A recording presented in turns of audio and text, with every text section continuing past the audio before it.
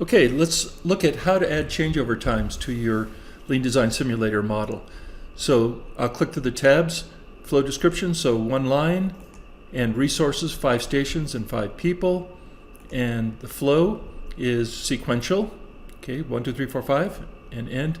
Now here's the difference, product 1, 2, and product 1C, 2C, we've added 2 products here which include the changeover time.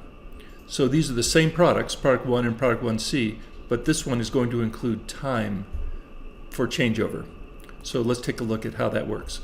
So I've just taken the times from product 1 and product 2, copied them, renamed the part code, and then added 15 minutes of time for the first station, assuming that's when the changeover happens. So instead of 0.9 minutes here, it's now 15.9 minutes, and instead of 1.1 minutes, it's now 16.1 minutes.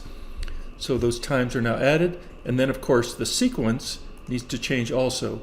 So what I've done here is every time we change over from one product to another, from 1 to 2 or 2 to 1, we have 1 unit, which is the C version, right? Say product 2C or product 1C, and then we run the rest of the lot size. This is the same thing as running this, the lot sizes of 25, with the difference being that every time we start a new one, we have to incur that penalty of a 15-minute changeover.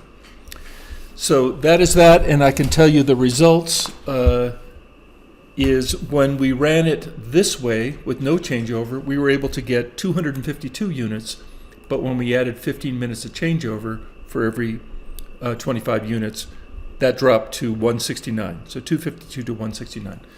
So that's it. That's how you do it, incorporating changeovers into your model.